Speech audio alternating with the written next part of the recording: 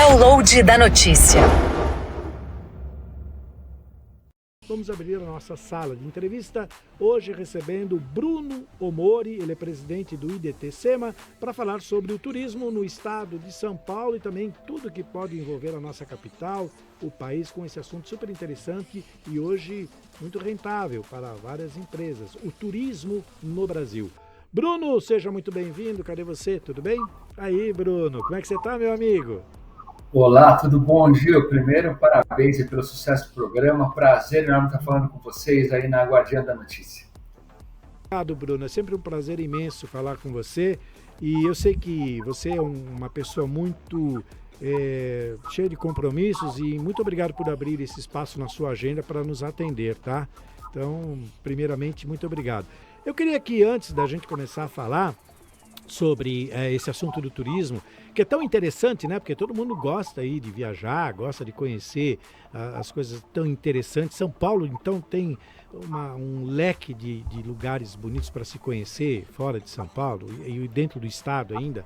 Mas eu queria que você falasse um pouquinho do IDT-SEMA, que você é o presidente. Conta um pouquinho para a gente sobre esses trabalhos que vocês fazem aí.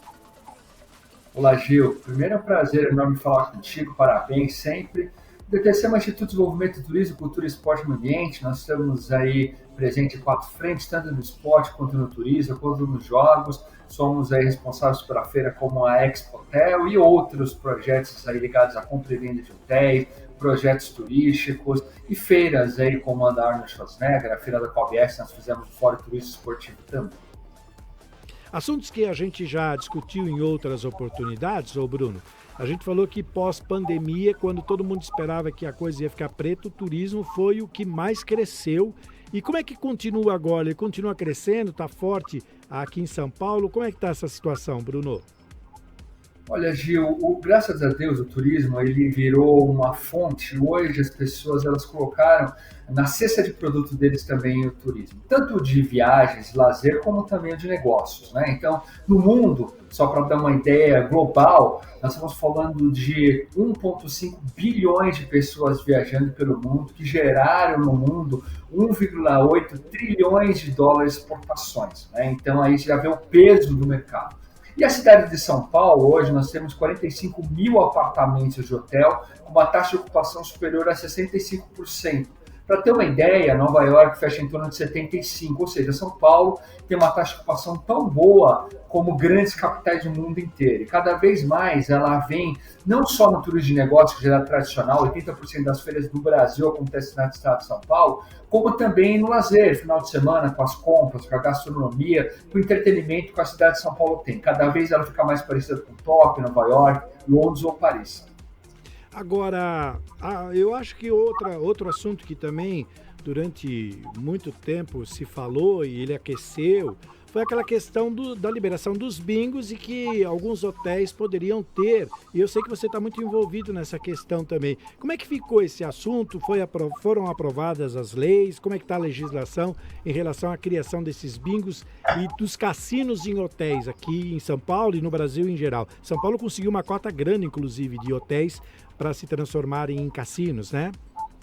Então é a Lei 2234 de 2022, aprovada na Câmara dos Deputados com 59%. O ano passado, na CCJ do Senado, já presidida então pelo Davi Alcolumbre, foi aprovado também. Agora falta só passar no plenário do Senado. Tudo indica que deve ser nesse segundo semestre de 2025. Está monitorado todos os senadores e colocando para votar ele vai ser aprovado. Sendo aprovado, vai entrar 70 bilhões de dólares de investimentos em cassinos integrados de resorts, cassinos turísticos e os bingos, né? Sendo o cassino integrado de resort, um por estado, Rio de Janeiro e Minas Gerais com mais de 20 milhões de pessoas, 2, e o estado de São Paulo com mais de 40 mil pessoas, 3. A cidade de São Paulo vai receber o maior cassino do Brasil, um investimento de 1 a 2 bilhões de dólares, e vai ser o mais rentável do hemisfério sul do planeta, com certeza. Um empreendimento aí com 2 a 3 mil apartamentos de hotel, com de 2 a 3 mil máquinas e de 300 a 500 mesas de pano verde, com sala de entretenimento e uma série de coisas. Os cassinos turísticos em cidades turísticas, aquele tamanho mais ou menos que tem em Mônaco, que tem em Punta del Este, que tem nos cassinos de Cancún, E aí cidades aqui no estado de São Paulo como Campos do Jordão, Ilhabela e assim por diante. E os bingos não vai ser por distância, e sim um a cada 150 mil habitantes. E aí ele tem a possibilidade de ter até 400 máquinas. Ou seja, uma cidade de São Paulo poderia ter mais de 80, mas terá basicamente uns 40 daqueles gigantes. Então, com isso, nós vamos ter aí no Brasil como um todo, além de uma entrada de 70 bi de dólares, estamos estimados algo de 20 bilhões de reais de impostos gerados com os jogos no Brasil. Bruno, sem dúvida nenhuma são números grandiosos, né? A gente percebe pelo que você falou e principalmente pela geração de empregos. Isso vai criar uma geração de empregos, é muito legal, principalmente nessas cidades turísticas que vivem em função disso e as pessoas que moram lá vivem em função desses empregos, né? Os hotéis que concentram aí o maior poder de contratação de pessoas que moram nessas regiões. Você falou Ilhabela, entre outras cidades. Agora, aqui em São Paulo, você falou desse grande bingo que vai do bingo, não, do cassino. Já tem determinado local onde vai ser esse famoso? Porque eu acho que São Paulo é onde vai reunir o maior número de concentração de dinheiro e de pessoas trabalhando, né? Já está determinado onde vai ser? Na verdade, ele vai ser uma grande disputa, porque existem 12 grupos de cassino integrado de resort no mundo, 5 já tiveram na cidade de São Paulo e os 5 querem ter e só vai poder ter um. Né?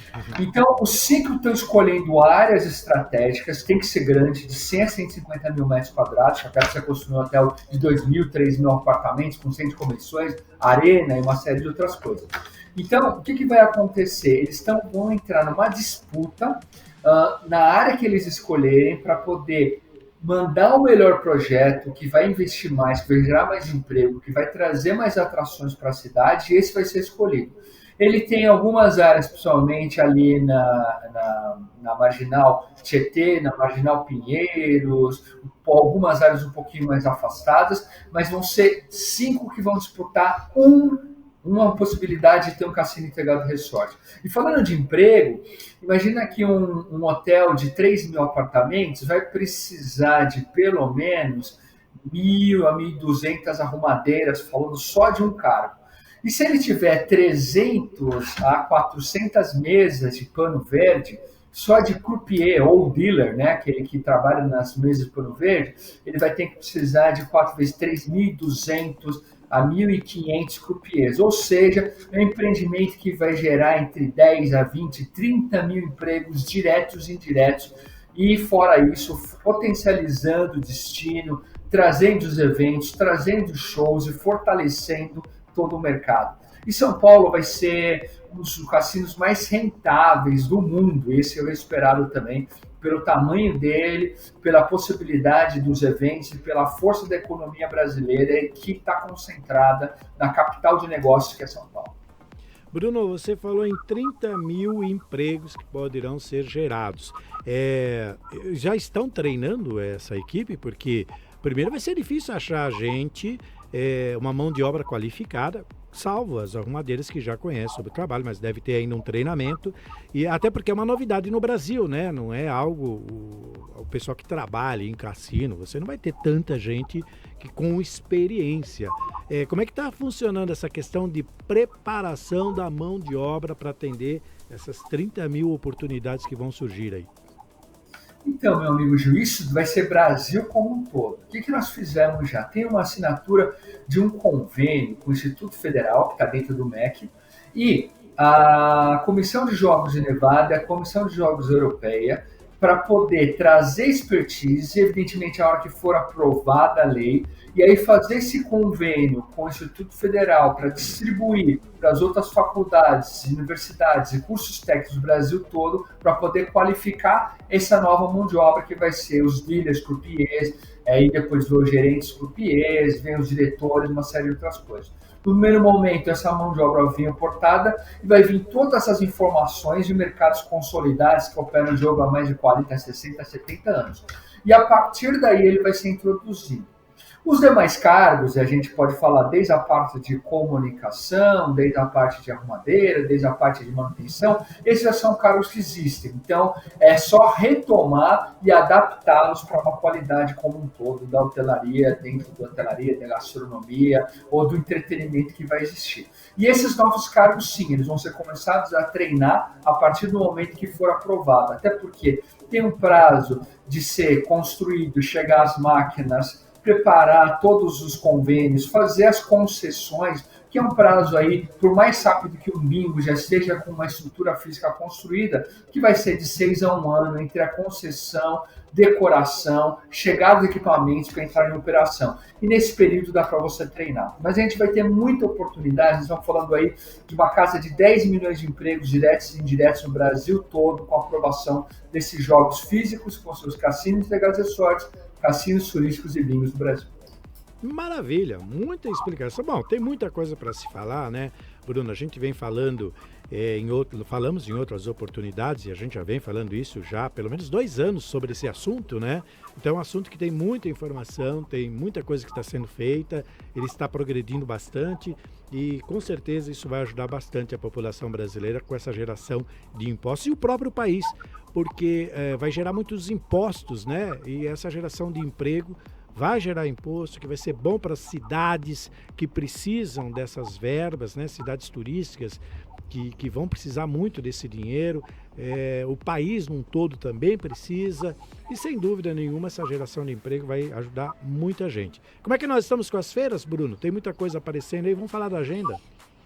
Vamos sim, inclusive não só isso, como vai potencializar o turismo, né? Por quê? Quando você aumenta o entretenimento, você cria novos fluxos. Então, nós vamos gerar fluxos turísticos estrangeiros e brasileiros que vão hoje para jogar lá fora podem ficar no Brasil. Então, a gente potencializa tanto o turismo internacional como nacional. E falando das feiras, nós temos hoje, só na cidade de São Paulo, 80% das feiras. Nós estamos falando de 16 bilhões de reais impactados diretos dentro da economia da cidade de São Paulo só com as feiras. E nós falamos feiras como aconteceu, são feiras de turismo, são feiras de entretenimento, são feiras ligadas ao mercado de construção, segurança, tecnologia. Então, São Paulo, hoje nós temos de centros de convenções grandes, né?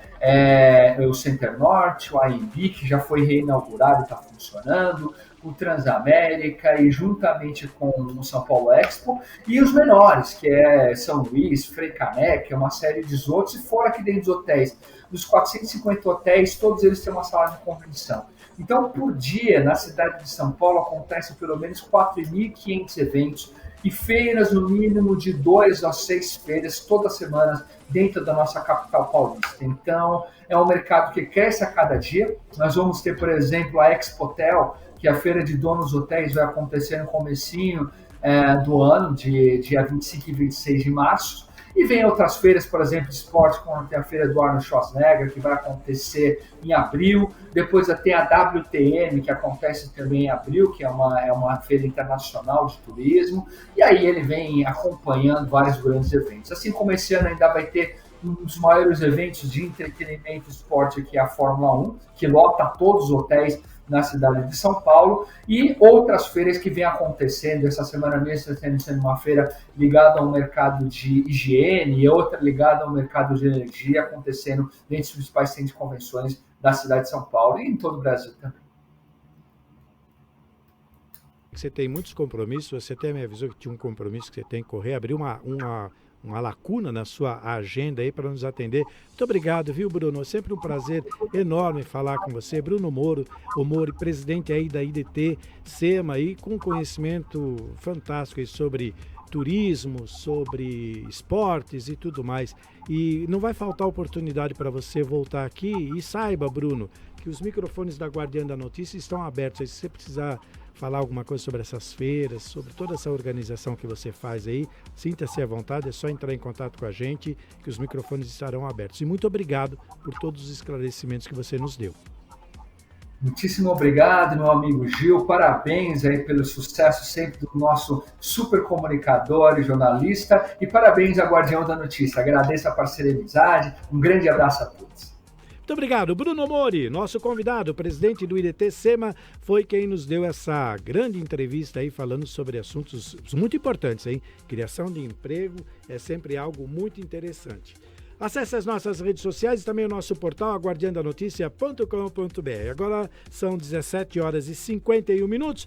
Nós vamos para mais um intervalo. Voltaremos em instantes com o download da notícia, segunda edição, aqui pela rádio Aguardando a Notícia, AM 560 e em breve no FM 82.3. Música e informação na palma da sua mão. Download da notícia.